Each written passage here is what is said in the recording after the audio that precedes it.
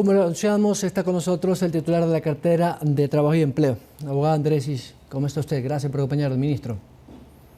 Gracias, Byron. Buenos días. Bueno, ministro, conocemos ya si la resolución está en firme sobre la decisión del Consejo de Salarios y Trabajo de definir que el salario mínimo vital se quede en los valores de este año. No, eso no es correcto, Byron. El Consejo de Salarios ha tenido la primera sesión. En esa sesión, tanto trabajadores como empleadores han expuesto su posición y sus planteamientos. Se ha debatido, no se llegó a un consenso. El día viernes habrá una segunda sesión del Consejo y solamente si es que en esa segunda sesión no hay un acuerdo entre trabajadores y empleadores, entrará en vigencia lo que establece la norma.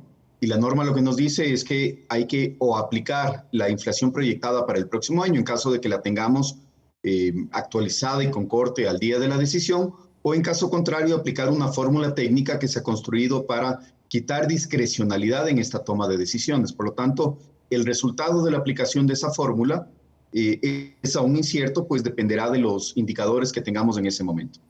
Bueno, algunos de los indicadores, entiendo, son entre otros la productividad, la inflación, como usted lo acaba de decir también, el porcentaje o el incremento o los valores de la canasta básica unificada, entre otros. Todos esos argumentos técnicos ayudan a la toma de decisiones.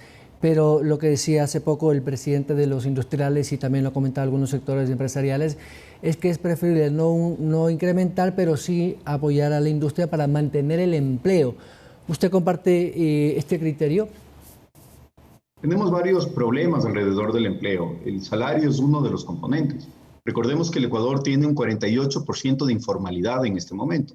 Es decir, casi la mitad del país no tiene un empleo o una relación de dependencia formal y con las garantías y condiciones adecuadas.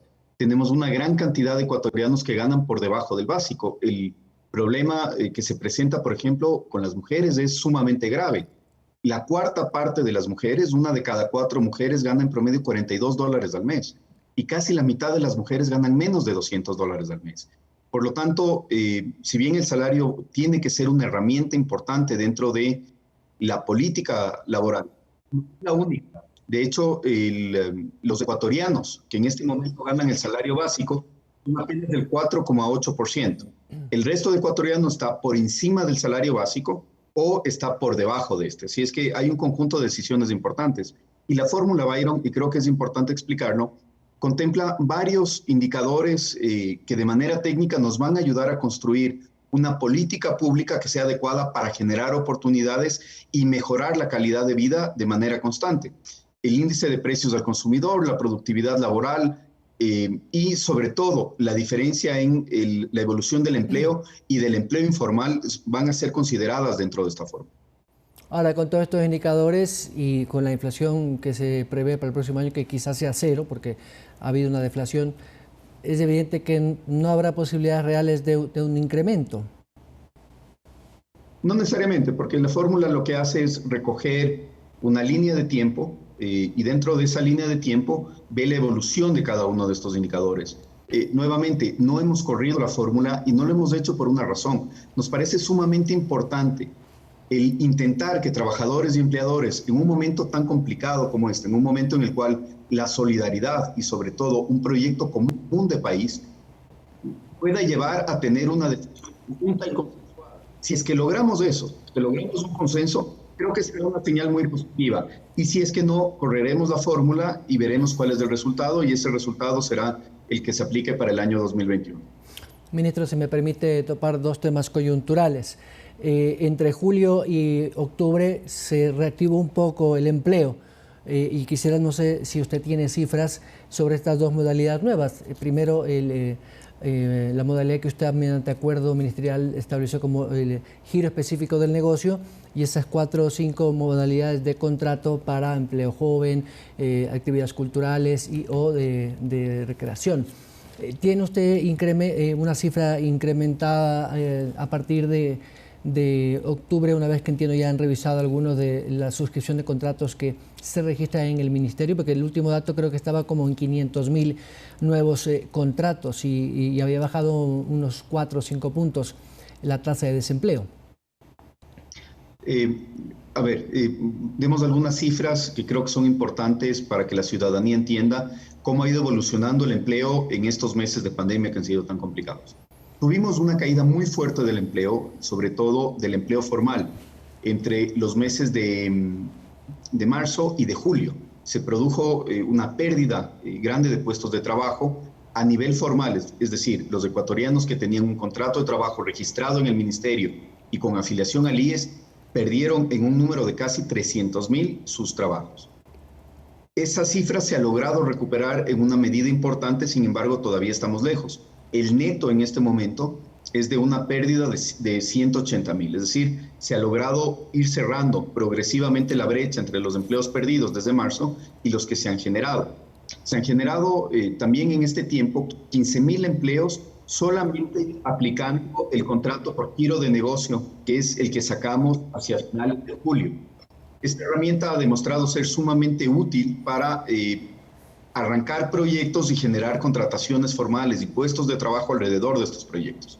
Las 4 modalidades que sacamos en semanas, hace pocas semanas, que son el contrato productivo, el turístico cultural, el contrato de emprendimiento y el contrato de jóvenes y de formación, están en este momento comenzando a registrarse. Los empleadores que los comienzan a utilizar tienen 15 días desde que se firma el contrato para registrarlos en el ministerio. Por lo tanto, las primeras cifras y la primera evaluación de estos contratos lo tendremos a finales de este mes y comienzos de diciembre. Ahí veremos cómo han ido creciendo, cómo han ido siendo aprovechados y podremos compararlos con la evolución que tuvo el contrato de giro de negocio, que ha sido un marco de referencia para recoger varias de las herramientas y experiencias que mejor resultado dieron. Ministro, ¿qué sectores de la economía son los que han podido repuntar en algo el empleo? Creo que es la construcción y los servicios. La construcción es el sector que porcentualmente y más rápidamente ha generado puestos de trabajo. Sin embargo, el sector que mayor número de puestos de trabajo ha generado es el sector agrícola, ganadero y de pesca. Ahí tenemos más de 60,000 nuevos contratos formales que se han creado. Después, el sector de comercio, el sector de manufacturas y también tenemos algunas actividades de servicio y actividades científicas. Ministro, permítame topar un tema que ha quedado un poco en el aire, pero que los médicos, sobre todo estas federaciones y gremios de médicos posgradistas que tuvieron esa complicación en el tema de su vinculación formal, creo que ya pasó también a manos de su cartera para saber si efectivamente estos casi 2,000 y pico de médicos, usted me corrige si me equivoco, pueden ya ser contratados por el Ministerio de Salud Pública. Entiendo que su contrato será un contrato excepcional. Creo que la figura sería eso, o si hay un detalle adicional, por favor, ministro. Hay 2 grupos de beneficiarios que estableció la ley humanitaria. Por un lado tenemos a los posgradistas, que son los médicos que están en este momento completando su educación formal y ya trabajando en un centro de salud. Esos posgradistas en su gran mayoría ya han firmado un contrato. Por otro lado tenemos a los médicos que trabajaron con un contrato ocasional o con un nombramiento provisional durante la pandemia y que trabajaban al 22 de junio, que fue cuando se expidió la ley humanitaria. Esos médicos están en un proceso para ser merecedores de un nombramiento definitivo a través de un concurso que en la ley humanitaria se estableció de una manera excepcional, como muy bien lo expones.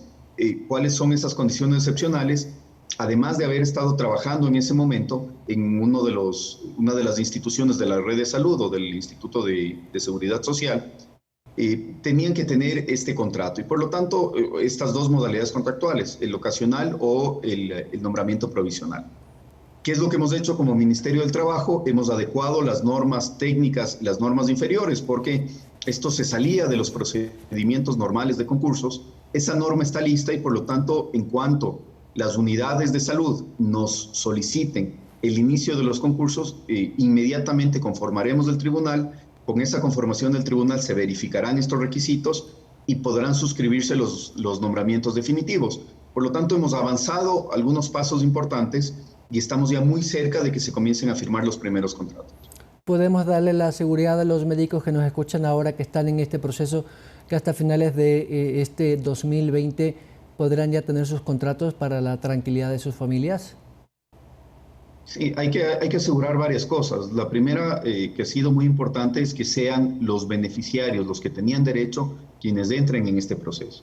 Ahí hay un trabajo conjunto entre el Ministerio de Salud, el Ministerio de Finanzas, el Ministerio del Trabajo y también la Asamblea Nacional para poder entregar la información adecuada a quienes son beneficiarios.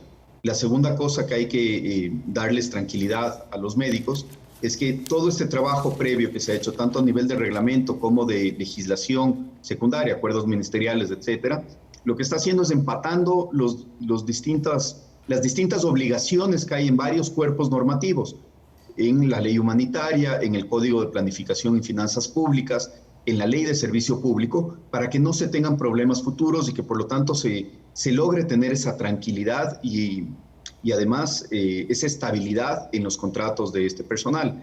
Cada una de las unidades de salud tiene que solicitarle al ministerio el inicio de los procesos y tienen que contar además con la certificación presupuestaria, porque así también lo establece la ley.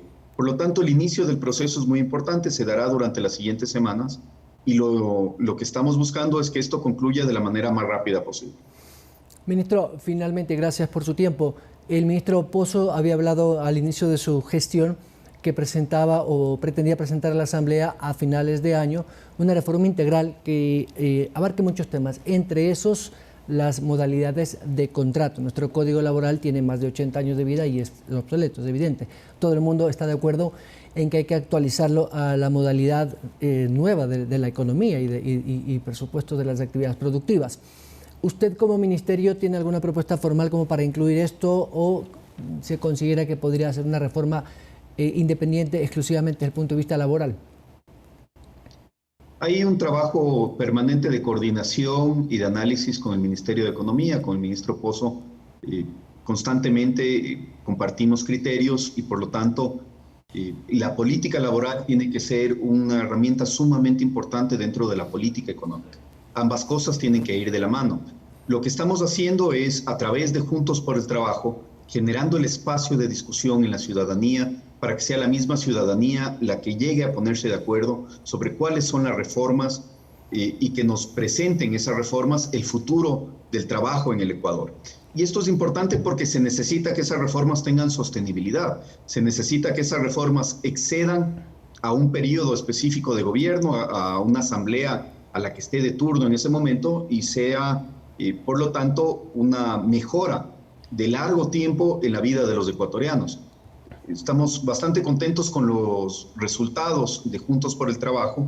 En este rato estamos en el momento de sistematizar las propuestas para, ya que la ciudadanía pueda concretar las que considera las más importantes, darle esa legitimidad de la que hablé hace unos segundos y con eso se tomará una decisión de si enviar un paquete grande a la Asamblea o reformas específicas que tengan viabilidad política en este momento y dejar preparado el escenario para que el próximo gobierno continúe con este proceso tan necesario y tan importante de reforma estructural. Ministro Andrés Ich, muchas gracias por su tiempo y sus respuestas.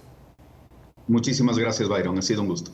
El titular de la Cartera de Trabajo y Empleo, a propósito del nuevo salario mínimo vital, que como bien lo ha dicho, todavía falta por definirlo. Tendrán plazo hasta el próximo día viernes. 7:44 a la pausa. Al regresar estará con nosotros el presidente de la Cámara Nacional de Acuacultura. Y es que ayer se inauguró la Aqua Expo, la feria de los principales exportadores y productores de camarón. Esta vez fue virtual. Muchos de los participantes lo hacen de manera remota. Hay algunas novedades técnicas muy interesantes en la industria que lo conversaremos con el titular José Antonio Campuzano. Regresamos con esto.